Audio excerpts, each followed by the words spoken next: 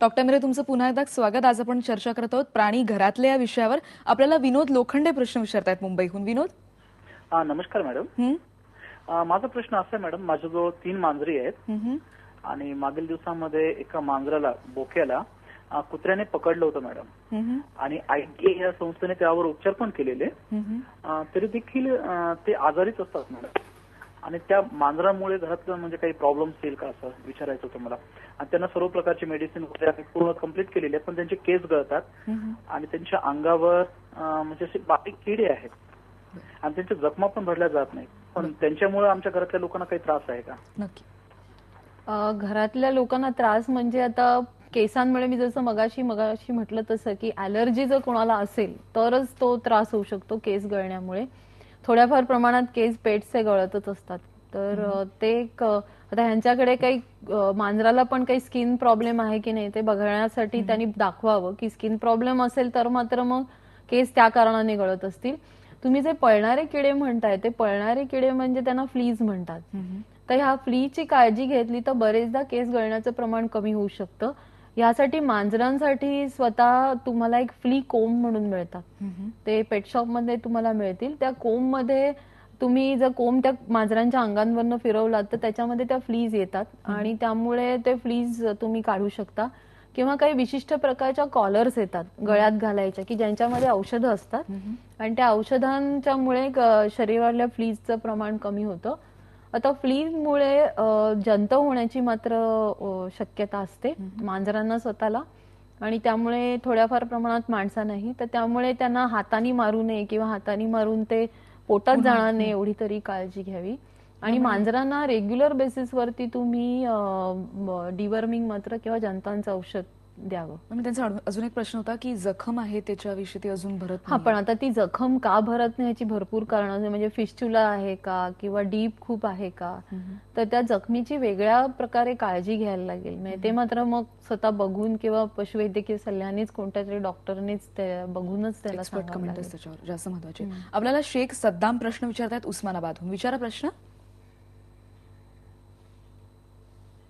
शेख, तुमचा प्रश्न सलग पूर्ण करा प्लीज.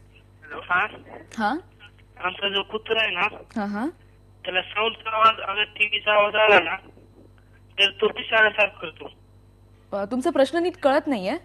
हॅलो. हा हॅलो. हा, तुमचा प्रश्न विचारा. आमचा जो कुत्रा आहे ना, त्या साऊंडचा आवाज आला ना त्याला तर पिसाळ्यासारखा करतो तो.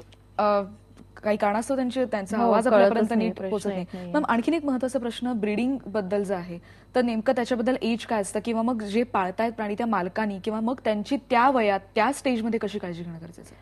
कुत्र्यांना फिमेल्सचं ब्रीडिंग आम्ही म्हणतो की तिसरी हीट किंवा साधारण 1.5 वर्षाची असल्याशिवाय करू नये. तसं मेल्स मध्ये सुद्धा साधारण 18 किंवा 2 वर्ष, 18 महिने ते 2 वर्षांनंतरच छोट्या ब्रीड्स मध्ये लवकर करता येतं ब्रीडिंग, पण मोठ्या ब्रीड्स मध्ये 2 वर्षापर्यंत ब्रीडिंग चालू करू नये तुम्ही मेल्सचं. आणि विशिष्ट काळजी म्हणजे जेव्हा फिमेल हीटवर येतात तेव्हा त्यांचं मिसमेटिंग व्हायचे चान्सेस जास्त असतात. म्हणजे त्या बाहेर पळाल्या तर रस्त्यावरील कुत्र्याकडून क्रॉसिंग होणं वगैरे ह्याची शक्यता जास्त असते. त्यामुळे या काळामध्ये त्यांना एकटं फिरायला न सोडणं किंवा त्यांना सोडायला फिरायला नेताना बरोबर काठी घेऊन जाणं, किंवा कुत्रे कुठचे आले अटॅक करायला आले तर त्यांना बाजूला सारण्यासाठी आपण सज्ज राहणं हे अतिशय महत्वाचं असतं फिमेल हीटवर असताना. आणि मेल्सची अशी काही विशिष्ट काळजी घ्यायची गरज नसते. साधारण 18 ते महिन्याचा मेल झाला की तुम्ही त्याचं ब्रीडिंग करू शकता. आपल्याला अभिजित करमरकर प्रश्न विचारताय डोंबिवलीहून. विचारा अभिजित. हॅलो. हा मॅडम, मला डॉक्टरांना असा प्रश्न विचारायचा आहे की आमच्या घरातला जो कुत्रा आहे ना, त्याच्या अंगाला एक विशिष्ट प्रकारची अशी म्हणजे खाज सुटते आणि तो अंग खाजून ना स्वतःला जखम करून घेतो. तर हे कशामुळे होत असेल अंदाजे वगैरे? त्याला वॅक्सिनेशन वगैरे जे औषध आहेत ना त्याची, ते सर्व इंजेक्शन वगैरे आम्ही दिलेली आहेत त्याला. आता कुत्र्यांच्या अंगावरची खाज बऱ्याच वेगवेगळ्या कारणांमुळे येते. एक तर माइट्स हे कॉमन आहे, म्हणजे जशा माणसांना खरूज होते त्याच्या माइट्स असतात तशा कुत्र्यांमध्येही 3 प्रकारच्या माइट्स असतात. त्यामुळे त्यांना कातडीचे रोग होतात. फंगल इन्फेक्शनमुळे होत असतात. कधी कधी ॲलर्जीमुळेही कातडीला खाज येत असते. तर यासाठी पशुवैद्यकाच्याकडून तपासणी करून की ही विशिष्ट कुठच्या प्रकारामुळे खाज येते त्याप्रमाणेच औषधं दिली जातात. म्हणजे असं नाहीये की कुठच्याही प्रकारच्या खाजेला एक औषध चालेल आणि तुम्ही ती बरी होईल असं नाहीये. तुम्हाला त्यासाठी पशुवैद्यकाला दाखवून की कुठच्या कारणामुळे खाज येते हे त्यासाठी विशिष्ट ट्रीटमेंट झाली तरच ती बरी होते. आपण डॉक्टरमध्ये तुमचं पुन्हा एकदा स्वागत. आपल्याला विद्या शेरखाने प्रश्न विचारत आहेत ठाण्याहून. विचारा. Hello, good afternoon ma'am. मी ठाण्याहून बोलते.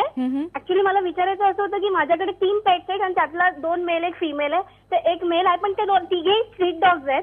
आणखीन विचारायचं असं होतं की एका मेलला तो 3-4 वर्षाचा आहे, त्याला ना दिसत नाहीये, त्याचे डोळे अगदी पांढरे पांढरे झाले. आम्ही डॉक्टरांना विचारलं, दाखवलं, ते म्हटले ह्याला थोडंसं काहीतरी प्रॉब्लेम आलेला आहे म्हणून त्याला दिसत नाहीये. तर आम्ही काय केलं पाहिजे की त्याची ट्रीटमेंट आम्ही करू शकू पण कमीत कमी पैशांमध्ये, कारण मी तितकं नाही अफोर्ड करू शकत आहे डॉक्टरांची फीज वगैरे, आणि त्याचे केस पण खूप जातात. 2 प्रश्न आहेत माझे. नाही, केसांच्या प्रश्नाबद्दल तर मी ऑलरेडी बोललेली आहे, त्यामुळे मी त्या विषयावरती पुन्हा काही बोलत नाही. डोळ्यांचं म्हणाल तर पांढरे झालेले डोळे आहेत त्याची बरीच कारणं असतात. म्हणजे कॉर्निया म्हणजे जे बाहेरचं आवरण असतं त्याची ओपेसिटी असेल किंवा आतमध्ये लेन्स असते डोळ्याची त्याची ओपेसिटी असू शकते. तर डॉक्टरांना दाखवूनच त्याप्रमाणे तुम्हाला ते बघावं लागेल. लेन्सच्या ओपेसिटीसाठी ऑपरेशन आहे. लेन्स तुम्हाला बदलता येते किंवा काढून टाकता येते, पण त्या म्हणाल्या तसं की ते ऑपरेशन खर्चिक आहे. तुम्हाला SPCA सारख्या संस्थांमध्ये जाऊन तिकडून सल्ला घेता येईल की तिथे काही विशिष्ट प्रमाणात तुम्हाला कन्सेशन्स मिळू शकतील. तर तुम्ही SPCA सारख्या संस्थांना किंवा बऱ्याच संस्था आहेत त्यांना कॉन्टॅक्ट करा आणि त्यांच्याकडून काही कन्सेशन मध्ये होत असेल तर तुम्ही तसं विचारा. आपल्याला राहुल माळी प्रश्न विचारतात पनवेलहून. राहुल. मॅडम, तुम्ही जो टॅक्सोप्लाझ्मा रोगाबद्दल सांगितला तो काय आहे, आणि विशेषतः म्हणजे जेव्हा मांजर पिल्लं देते तेव्हा 4 ते 5 महिने त्यांची घरातच घाण काढायला लागते, नाहीतर त्यांना बोके किंवा बाहेरचे कुत्रे मारतात. तर ती विष्ठा त्यांची हँडल करताना काय काळजी घ्यायला पाहिजे त्याबद्दल तुम्ही सांगा. टॉक्सोप्लाझ्मा हा झुनॉटिक डिसीज आहे की मांजरांना ते मांजरांच्या विष्ठेमधून पण येतो. त्यासाठी मांजराला काही सिम्पटम्स असतात, पण लिम्फ नोड स्वेलिंग किंवा सूज येणं गळ्यातल्या किंवा विष्ठेमध्ये रक्त येणं अशासारखी सिम्पटम असू शकतात. त्यांनी जो प्रश्न विचारला तो मगाशी विचारला होता तो टॉक्सोप्लाझ्मा हा प्रेग्नंट बायकांचा जर संपर्क आला तर प्रेग्नंट बायकांना काही त्रास होण्याची शक्यता असते. म्हणून स्पेशली प्रेग्नंट बायका असतील घरात तर त्यांनी विष्ठा हँडल करू नये. आणि बाकीच्यांनी सुद्धा विष्ठा हँडल जर करायची असेल तर हात स्वच्छ धुणं किंवा प्लास्टिकच्या पिशव्यांचा वापर करून विष्ठा उचलणं ह्यासारख्या गोष्टी केल्या. आणि मांजरांमध्ये सगळ्याच मांजरांमध्ये तो असतो असं नाही. जर काही सिम्पटम असतील तुमच्या मांजराला तरच तुम्ही या विशिष्ट प्रकारच्या काळज्या घेऊन विष्ठा, असंही विष्ठा हँडल करताना प्लास्टिकच्या बॅगचा वापर करणं हे चांगलं नेहमीच, कारण जंत असू शकतात. सो बेसिक जे हायजीनच्या काळजी घेतली की हात स्वच्छ धुणं विष्ठा उचलल्यावर आणि विष्ठा केलेली जागा फिनाईल सारख्या द्रावणाने धुणं एवढं जरी केलं तरी पुरे होऊ शकेल. आपल्याला नेहा लोके प्रश्न विचारतात मुंबईहून. नेहा. हॅलो. नेहा, पटकन प्रश्न विचार, आपल्याकडे वेळ खूप कमी आहे. अच्छा, माझ्याकडे पग आहे आणि माझ्याकडे 6 महिन्याचं बाळ आहे, तर काही प्रॉब्लेम होऊ शकतो का? नाही, मगाशी लहान मुलांच्या प्रश्नावरती आम्ही ऑलरेडी उत्तर दिलंय की विशिष्ट हायजिनिक काळजी जर तुम्ही कुत्र्यांची घेतली असेल तर काही तसं कारण नाही. आज आपल्याला खरं तर खूप डिस्कशन करता आलं असतं, पण आपल्याकडे वेळेची खूप मर्यादा आहे. आपण मॅम, तुम्ही या स्टुडिओत येऊन आज खूप छान मार्गदर्शन केलं, त्याबद्दल खूप खूप आभार. आणि या कार्यक्रमात व्यक्त करण्यात आलेली ही सगळी मतं आहेत ती तज्ज्ञांची वैयक्तिक मतं आहेत. तुम्ही कोणत्याही उपचाराआधी आपल्या डॉक्टरांचा, आपल्या पशुवैद्यकीय तज्ज्ञांचा सल्ला घेणं खूप आवश्यक आहे.